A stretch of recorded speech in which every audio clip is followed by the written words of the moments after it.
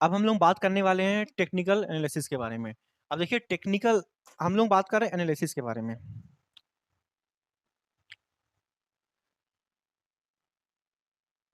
अब देखिए दो तरह का हो सकता है, एक होता है टेक्निकल, एक होता है फंडामेंटल। टेक्निकल में क्या होता है, हम जो ओपिनियन बनाते हैं इससे, जो हम लोग ओपिनियन बनाते हैं, ओपिनियन, इसे जो हम लोग ओपिनियन बनाते हैं अपना कि खरीदना है बेचना है या किस प्राइस पे खरीदना बेचना है, ये होता है एक short period of time. Opinion for short period क्या होता है वो सब बता रहा हूँ, बट मैं बता रहा हूँ कितने टाइम तक के लिए होता है कोई भी analysis. Short period of time मतलब कि एक दिन, एक हफ्ता, एक महीना, ये बहुत ज़्यादा हो तो एक साल, इससे ज़्यादा नहीं। ठीक है। तो टेक्निकल हमारे वहां पे काम आता है जहाँ पे हम शॉर्ट पीरियड ऑफ टाइम के लिए एनालिसिस कर रहे होते हैं, वहां हमको टेक्निकल काम आता है। बट अगर हम लोग बात कर रहे हैं इन्वेस्टमेंट के बारे में, किसके बारे में, इन्वेस्टमेंट मतलब कि आज ले लिया शेयर और आज से 20 साल बाद, 2 साल, 5 साल, 10 साल बाद बेचना है हमको, तो हम बात कर उसे क्या बोलते हैं, इन्वेस्टमेंट। तो उसके लिए हमको क्या करना पड़ेगा, फंडामेंटल एनालिसिस करना पड़ता है। अभी हम लोग फंडामेंटल के बारे में नहीं पढ़ रहे हैं कुछ भी, हम लोग किससे बात कर रहे हैं, इंटरडे में जो हमको हेल्प मिलती है उसके बारे में। बट फिर भी मैं बता देता हूँ ओवरव्यू, ताकि आपको कभी अगर पढ़ना हो या मैं अगली बैच कभी लूँ फंडामेंटल में, तो आपको पता हो कि हम लोग उसमें क्या पढ़ने वाले हैं। तो बताऊँ इन्वेस्टमेंट में क्या होता है, हम लोग कई चीज़ देखते हैं। कंपनी जो है, कंपनी का ब्रांड कैसा है ना, कंपनी कितने सालों से है, लाइफ या फिर ईयर्स बोल सकते हैं इसको, कंपनी की लाइफ कितनी है, ये कितने सालों से कंपनी है। दूसरी बात, कंपनी के प्रॉफिट एंड लॉस देखते हैं हम लोग, कि कंपनी कितने सालों से प्रॉफिट में है, कितने सालों से लॉस में है, कैसा काम कर रही है, लॉस से प्रॉफिट में आ रही है तो किस स्पीड से रेशियो बढ़ रहा है उनका प्रॉफिट का। ठीक है, ये देखते हैं। उसके बाद हम लोग और क्या देखते हैं, इसका हम लोग देखते हैं बैलेंस शीट।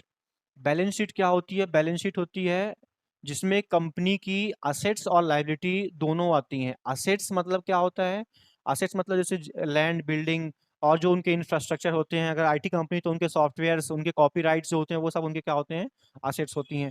और लायबिलिटीज क्या होती हैं, जो उनको पे करना होता है पैसा, चाहे वो लोन का हो या फिर और कुछ भी हो, कैपिटल भी होती है जो लायबिलिटी ही होती है, बट वो सब ज़्यादा डेप्थ की चीज़ें हैं। तो असेट्स होती हैं, लायबिलिटी होती हैं। और इनमें और जो लोग चेक करते हैं वो होता है कैश फ्लो, कि वो कंपनी का कितना कैश रिजर्व कितना रखा हुआ है, कैश में कितना रिजर्व पड़ा हुआ है उनके पास में। इवन हम लोग ये देखते हैं कि उन कंपनी का डेप्ट कितना है।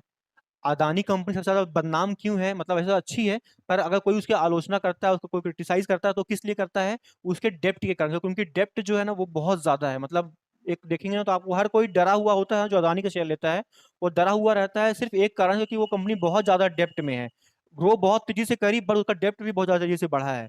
तो उस डेप्ट के कारण क्या होता है, लोग डरे हुए रहते हैं पता नहीं कब क्या हो जाए। जैसे अभी निगेटिव न्यूज आई थी अदानी के बारे में, हिंडलबर्ग की रिपोर्ट में, तो उसका एक रिपोर्ट के कारण अदानी का शेयर कितना परसेंट टूट गया, 50 से 60% गिर गया। अदानी का शेयर, हर एक कंपनी शेयर उसकी गिर गई। तो कारण क्या है, क्योंकि ऑलरेडी लोग डरे हुए थे डेप्ट के कारण, थोड़ी सी निगेटिव न्यूज मिली तो लोग और घबरा गए कि वाकई में ये फेक कंपनी है, कभी कुछ लोचा हो रहा होगा, मतलब अंदर कुछ गड़बड़ होगी। तो ये क्या होता है, ये सब इससे कारण हुआ था, डेप्ट के कारण। ऑलरेडी सबको इसके बारे में बात करते थे पहले से। तो ये ब्रांड हो गई, लाइफ कितनी लाइफ कंपनी चल रही है ना। और कंपनी का जो ऑनर है, एक और चीज, प्रमोटर। प्रमोटर कौन होते हैं, जो कंपनी को बनाने का काम करते हैं या जो कंपनी के इनिशियल टाइम से स्टार्ट मतलब उनके साथ में है, तो वो प्रमोटर कहलाते हैं। सपोज मतलब जी मान लो मैं एक कंपनी बना रहा हूँ, उस कंपनी में मैंने अपनी 50% होल्डिंग रखी हुई है, बाकी मैं पैसा पब्लिक से, शेयर मार्केट से इशू कर लिया, आईपीओ के थ्रू से पैसा मंगा लिया। तो यहाँ मैं कौन हूँ, मैं प्रमोटर हूँ, जो कंपनी बनाता है, जिसका कंपनी बनाने का आइडिया होता है और जो मेन हीरो होता है, मतलब पर्सन होता है उसका, वो प्रमोटर कहलाता है। ठीक है ना। तो अब प्रमोटर पास में कितनी कैपिटल देखो, अगर मान लो कंपनी की 100% में से अगर 50 से 60% प्रमोटर ने खुद ने होल्ड कर रखा है, मतलब ये बात है कि भाई उसको भरोसा है कि मेरी कंपनी अच्छी है ना। वरना क्या होगा, प्रमोटर पता चला खुद ही 10% लेके बैठा है और कब बेच के भाग जाए पता नहीं, हम लोग पब्लिक जो है वो बेचारी फंसी रह जाए। तो जिन कंपनी प्रमोटर की होल्डिंग अच्छी होती है जनरली वो कंपनियां अच्छी मानी जाती हैं। हाँ, अगर प्रमोटर ने इसलिए होल्डिंग लूज कर रखी है कि भाई वो पैसा इशू करना चाहता था या कुछ भी कारण से, जहां पे आपको रीजन पता हो, तो वो अंदर की बात बहुत पता नहीं होती हमको क्या कारण था क्या नहीं था। बट हम लोग अगर देखते हैं, अगर प्रमोटर ने अच्छी होल्डिंग कर रखी है किसी कंपनी में, जैसे रिलायंस का, मुझे ठीक से पता नहीं है, बट शायद 40 से 50% के आसपास जो है ना, इसकी होल्डिंग अकेले मुकेश अंबानी के पास में है। तो अब अगर मतलब आधा 50% अगर मान लो अगर कोई ऑनर खुद रखा हुआ है, बाकी 50% में पूरी दुनिया को दिया है शेयर, तो हम लोग ये मान सकते हैं कि भाई कंपनी अच्छी है, क्योंकि अगर वो लॉस हुआ, किसी कारण कंपनी गिरी, सबसे ज्यादा नुकसान किसका होने वाला है? मुकेश अंबानी का। तो हम लोग भरोसा है उसके ऊपर चीज पे, इसलिए वो शेयर हम लोग ज्यादा बाय करते हैं।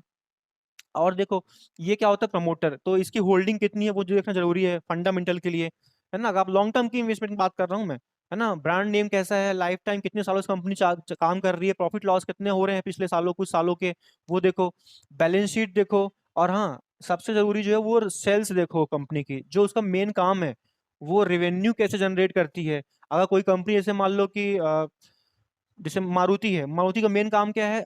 कार बनाना, मैन्युफैक्चरिंग करना, उसको सेल करना। अब जो मैन्युफैक्चरिंग का काम है उसका, उससे उसकी रेवेन्यू कितनी हो रही है, और हो सकता है वो अदर काम भी करती हो, अदर कुछ सर्विसेज हो उसको, बट वो सब्सिडरी मतलब अदर नॉर्मल वो उसकी जो टोटल इनकम है, उसका मान लो टोटल इनकम का 100% में से 80% किस में से आता है? मारुति कार से आता है, कार बनाने से आता है, बाकी 20% जो है वो किसी अदर सर्विसेज देने से आता है। तो हमको देखना क्या है कि हमारी जो जो मेन सेल्स है, किससे, जो उसका मेन काम है उससे उसकी कितनी सेल्स हो रही है, और हर साल कितनी सेल्स बढ़ी है। अब आप कैसे देखोगे ये? आपको उनका देखना पड़ेगा, उनका फाइनेंशियल स्टेटमेंट, उसमें आपको दिखेगा statement of profit and loss account, उसमें आपको दिखेगा सेल्स। ठीक है, तो वो आप वहां देख सकते हो।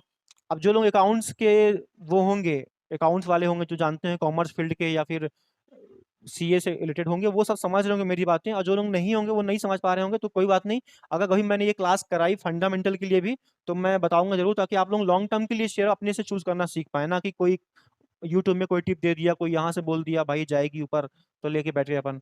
तो उनके लिए अपन ये सब देखते हैं, तो इस बार कभी मैं बात करूंगा, अगर होगा तो पढ़ेंगे अपन क्लास में फिर से। बट एक बता रहा हूँ बेसिक के बारे में, तो सेल्स देख सकते हैं, रिवेन्यू देख सकते हैं, और इसमें से कितने हमारे एक्सपेंसेस हैं वो देखना जरूरी है। मतलब कि अगर मान लीजिए मेरी सेल्स हो रही है, सपोज एग्जाम्पल के लिए, 1 लाख करोड़ रुपए की, 1 लाख मान लो, करोड़ अपने से जोड़ लेना आप दिमाग में, 1 लाख की सेल हो रही है मेरे पास। अब 1 लाख सेल में से मान लो मैं 90,000 तो खर्चा कर दे रहा हूँ, तो मेरे पास बच कितना रहा है? 10,000 ही बच रहा है। तो प्रॉफिट मेरा बहुत कम है इसमें तो। लेकिन अगर मैं यही बोलूँ कि भाई अभी इसमें टैक्स पे करना है आपने पता नहीं कितना सारा, है ना, तो अब मान लो पर ऐसा हो अगर कि 1 लाख में से मेरे 60,000 मैं खर्चा करता हूँ, और बचे हुए 40,000 मेरे क्या प्रॉफिट है, तो ये एक अच्छा खासा प्रॉफिट रेशियो 40%। हर किसी का ऐसा नहीं होता है, हर किसी का नॉर्मली क्या होता है, 15%, 20%, बहुत अच्छी कंपनियों का होता है 15 से 20%। ये थोड़ा सा एक्स्ट्रा ऑर्डिनरी बात कर दिया मैं। इतना भी है तो बहुत अच्छी बात है, कोई दिक्कत नहीं है। अगर कंपनी 15% से भी ग्रो कर रही है ना, तो बहुत अच्छा है वो। ठीक है, तो अगर मान लो पर अगर ये 90% से 95% खर्चा कर दे रही, तो ज्यादा ग्रोथ के लिए पैसा बचेगा ही नहीं ऐसे में, है ना। तो वहां थोड़ा सा लोग कम इंटरेस्टेड होते हैं।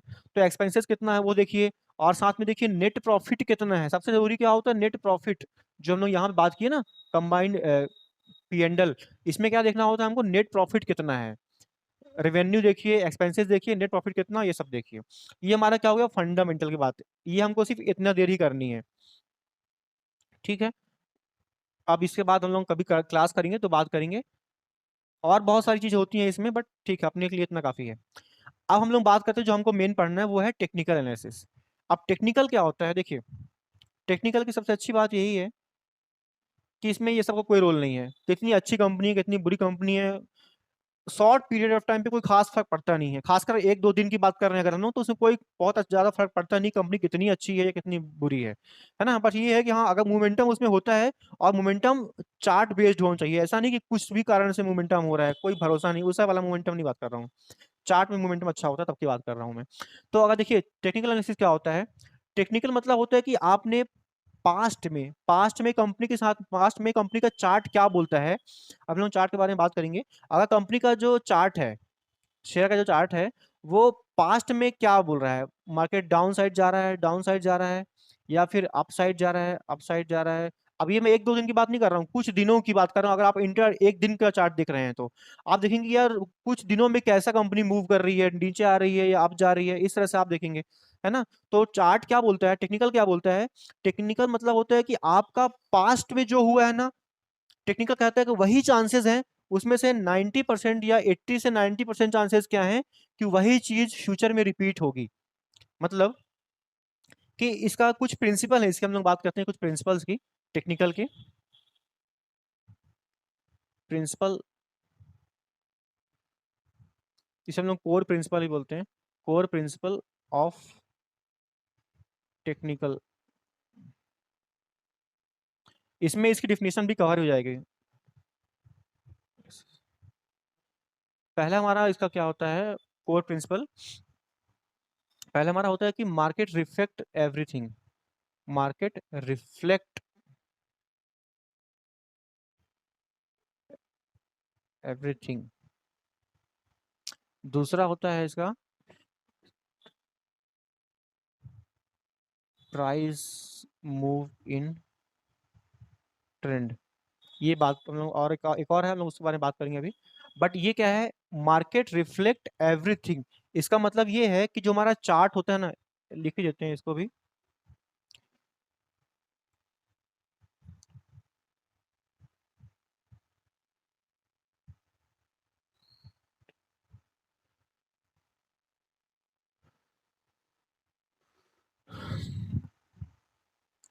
मतलब history repeat tend to repeat itself. पहली बात तो ये, अगर मैं पहले इससे बात करता हूँ, टेक्निकल का मतलब बेसिक मतलब ये होता है क्या है, जो पास्ट में हुआ है, जो पास्ट में हुआ है वही चांसेस है कि वो फिर से होगा। मतलब हिस्ट्री खुद को दोहराएगी, कहता है ना इतिहास खुद को दोहराता है। तो ये सबसे अच्छा एग्जांपल हमारा क्या होता है, टेक्निकल एनालिसिस। हम लोग ऐसा एनालिसिस ही ऐसे करते हैं, जो पास्ट में हुआ है वही होने चांसेस ये है कि 90% चांसेस यही है कि वो पास्ट में जो हुआ वही फिर से होगा। 10% चांसेस हैं, 100 पक्की बात है कि कुछ नया भी हो सकता है और होता ही है ना। बट 90% चांसेस क्या होते हैं कि जो पास्ट में हुआ है वो फिर से होगा। इसी कारण तो चार्ट हम लोग देखते हैं। चार्ट हम लोग कैसे देखते हैं, चार्ट जो पास्ट में हुआ है उसके कारण हम लोग डिसाइड करते हैं भाई ये फ्यूचर में ये चीज हो सकता है। दूसरी बात, टेक्निकल एनालिसिस की जो कोर प्रिंसिपल है वो ये है कि प्राइस मूव इन ट्रेंड। मतलब कि अगर मान लो मार्केट में किसी कोई अच्छी, जैसे रिलायंस की कोई न्यूज अच्छी आई है, रिलायंस की कोई अच्छी न्यूज आई, इसका मतलब ये नहीं कि रिलायंस एक दिन में अगर कोई अच्छी न्यूज है कि मान लो कि उसको 1000 करोड़ का कोई ऑर्डर मिल गया है, अच्छा ऑर्डर, बड़ा ऑर्डर मिल गया, तो ऐसा नहीं कि वो उसका प्राइस एक दिन में सीधा एकदम बूस्ट कर जाएगा, एकदम ऊपर निकल जाएगा, नहीं। वो प्राइस क्या होगा, ऐसे ऐसे जाएगा, थोड़ा नीचे आएगा, प्रॉफिट बुकिंग होगी, फिर ऊपर जाएगा, फिर नीचे आएगा, फिर ऊपर जाएगा, इस तरह से धीरे धीरे ऊपर जाएगा वो, है ना। ये नहीं कि मतलब एकदम से सन्ने से ऊपर चला गया, ऐसा नहीं होगा। तो प्राइस क्या होता है, ट्रेंड में मूव करती है। मतलब अगर ऊपर जाना है ना, तो पहले वो धीरे धीरे ऊपर जाएगी, फिर नीचे आएगी, फिर ऊपर, फिर नीचे, फिर इस तरह से ऊपर जाएगी। कंटिन्यू ऊपर नहीं जाती है, ट्रेंड में जाती है, ट्रेंड में। ठीक है। तो प्राइस जो होता है वो ट्रेंड में मूव करती है, ये चीज ध्यान रखना है हमको। दूसरी बात, मार्केट रिफ्लेक्ट एवरीथिंग। इसका मतलब ये है कि जो हमारा प्राइस होता है ना, जो हमारा प्राइस चल रहा होता है शेयर का, वो जो शेयर का प्राइस है ना, वो हर एक चीज, हर एक न्यूज जो आपको पता नहीं है, वो हर एक न्यूज को उस प्राइस के जो भाव है ना, मतलब जो प्राइस चल रहा है वो उसमें हर एक न्यूज को वो इनकॉर्पोरेट कर देगा। और उसके कारण ही क्या होगी, प्राइस अप या डाउन होगी। तो आपको चार्ट देखना आ गया, तो आप डिसाइड कर सकते हो कि इसका प्राइस कहाँ तक जा सकता है, ऊपर, अप या डाउन में, क्योंकि वो प्राइस उस चार्ट में ऑलरेडी इनकॉर्पोरेट हो चुका है, इंक्लूड हो चुका है।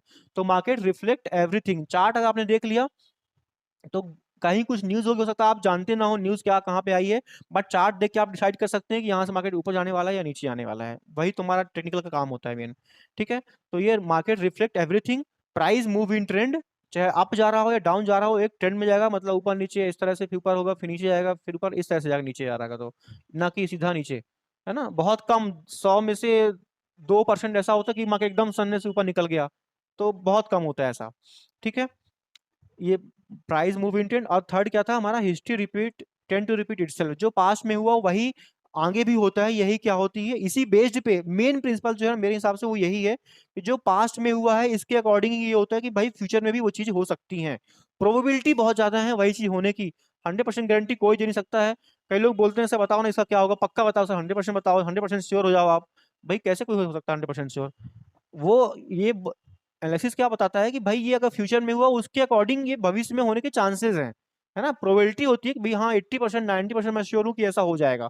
ये तो कोई बोल नहीं सकता कि मैं 100% श्योर हूँ भाई यही होगा ही होगा, है ना। हो सकता है 10 में से 8 बार सही हो वो, बट 2 बार तो गलत होगा ही होगा, वो भी कोई भी, हर बार सही नहीं हो सकता है कोई भी। ठीक है। तो ये हमारी टेक्निकल एनालिसिस क्या है, कोर प्रिंसिपल है, जिसके बेसिस पे हम लोग क्या डिसाइड करते हैं कि हमको किसी चार्ट में ये प्राइस ऊपर जाने वाला है या नीचे जाने वाला है, ये हम लोग डिसाइड करते हैं टेक्निकल से। अब देखिए जो अभी जो हमने बात की सब कुछ चार्ट के बारे में, इतना सब